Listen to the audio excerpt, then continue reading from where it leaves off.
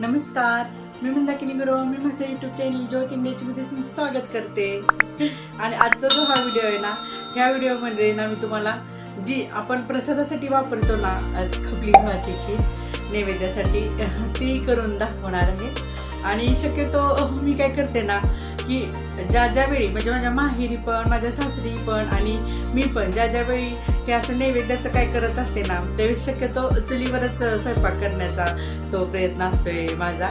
शक्यतो तसं होतं कधी कधी गडबडीत, कधी कधी मी गॅसवर पण प्रसादाचं करते, पण जास्तीत जास्त माझा प्रयत्न असतो की आपण ते नैवेद्याचं जे आहे ना सामग्री ते चुलीवरच म्हणजे ते आपल्याला काय काय प्रसाद पाहिजे ना तर चुलीवरच करण्याचा माझा अट्टास असते. आणि मग चला बघूया आपण खपली गव्हाची आज खीर कशी करायचे ते मी तुम्हाला सांगणार आहे. चुलीवरची खपली गव्हाची खीर आपण ना आता इथं खिरीसाठी काय काय घेतले बघूया. इथं बघा मी 1/2 किलो खपली गहू घेतलेले आहेत. ते काय केलेले मिक्सरला थोडंसं असं भरडून घेतलेत ना, म्हणजे वरच्या साली निघतात त्याच्या, आणि ते स्वच्छ करून घेतलेत. आणि 1/2 किलो गूळ घेतलेला आहे. आणि इथं त्याच्यामध्ये आपल्याला घालायला ना बडीशेप, ह्याच्यातला अर्धा जायफळ, सुंठ आणि वेलची घेतलेली आहे. तूप आहे. आणि हे जे खोबरं आहे ना हे मी चिरून घेतलेलं आहे, कारण गव्हाच्या खिरीमध्ये ना हे चिरलेलं खोबरं ना छान लागतंय ना. इथं तुम्ही खिसून पण घेऊ शकताय. आणि हे जे आहे ना हे बदामचे काप घेतलेले आहेत करून, आणि हे काजूचे काप. चला बघूया आपण. आता ना आपण इथं हे बडीशेप आहे ना जराशी गरम करून घेऊया, म्हणजे ते दरदर वाटलं जाईल ना. बडीशेप आहे ना आपण थोडीशी गरम करून घ्यायची गरम कढईमध्ये. ही बडीशेप आहे ना आपण गरम केलेली ती थंड झाल्यानंतरच मिक्सरमधनं काढायची, नाहीतर काय होते ना त्याचा जो स्वाद आहे ना तो बिघडतो आणि व्यवस्थित वाटलं पण जात नाही. हे पूर्ण थंड होऊन द्यायचं. आता हे गरम आहे ना, आणि थंड झाल्यावर दरदर मिक्सरमधून मध्ये ना थोडंसं तूप टाकून ना काजू बदामचे तुकडे आपण काप केलेले तळून घेऊया.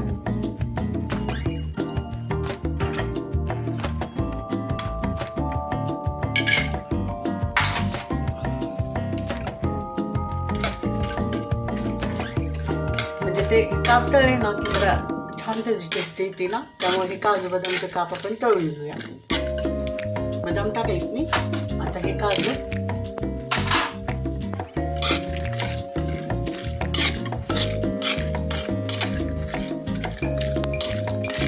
आता हे एका भांड्यामध्ये आपण काढून घेऊया.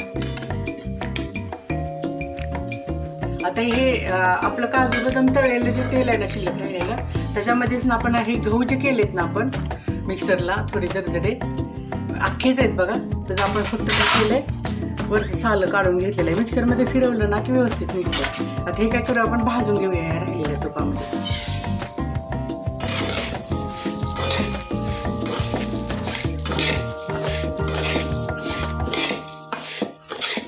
जास्त नाही भाजायचं, थोडंसं त्याला गरमपणा आला पाहिजे ना, म्हणजे ते व्यवस्थित शिजलं जाते ना. आपलं जे गहू आहेत ना ते व्यवस्थित शिजले जाते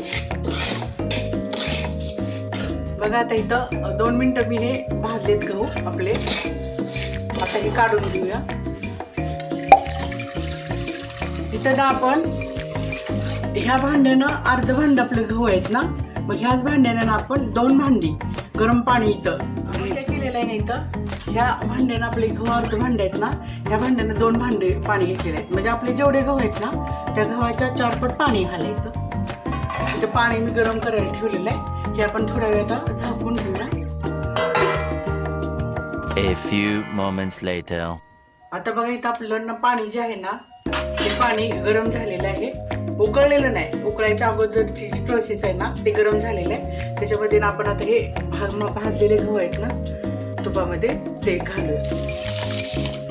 आणि काय करायचं एक आता 20 ते 25 मिनिटं लागतात आपल्याला आता हे शिजायला गहू. A few moments later. आता बघा आपली जी आहे ना ते बघा गहू शिजलेत असे हाताने बघा मऊ शिजलेत. आता ह्याच्यामध्ये ना आपण गूळ घालूया. हे 30 मिनिटं लागलेत आपल्याला गहू शिजायला. चांगला जाळ घातलाय ना आपण चुलीला. कमी गहू भरडलेले असले ना तर कमी वेळात होते, पण हे आपले गहू जर अख्खे आहेत ना तेव्हा आपल्याला 30 मिनिटं लागलेली आहेत. आता ह्याच्यात आता हा आपण गूळ त्याच्यामध्ये मिसळून घेऊया. आपले जेवढे गहू होते ना तेवढ्याच प्रमाणामध्ये गूळ घेतलेला आहे. 1/2 किलो गव्हाला मी 1/2 किलो इथं गूळ घेतलेला आहे.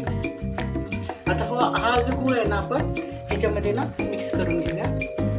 A few moments later. हा बघा आता आपला गूळ जो आहे ना तो मिक्स झालेला आहे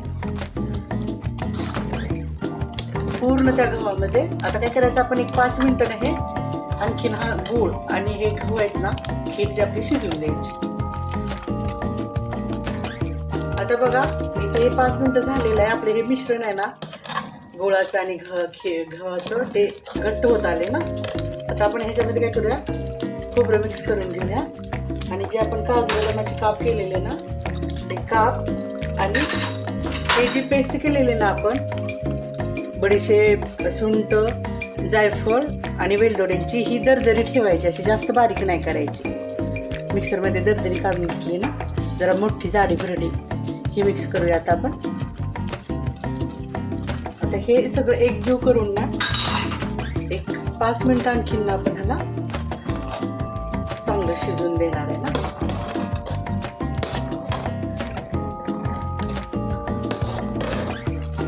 आता बघा आपली खीर बघा किती छान तयार आहे. कलर पण किती मस्त आलाय बघा. आणि जे खोबऱ्याचे तुकडे ह्याच्यामध्ये शिजतात ना तेवढे छान लागतात ना. तुम्ही खिसून पण खोबरं घालू शकताय, पण असं चिरलेलं जर खोबरं घातलं ना तर आणखीन छान टेस्ट येते ना. मग आता हे काय करूया, आता ही आपली खीर तयार आहे. आपण एक 5 ते 10 मिनिटं थंड करायला ठेवूया. A few moments later. बघा आता आपली ही खीर छान अशी तयार झालेली आहे.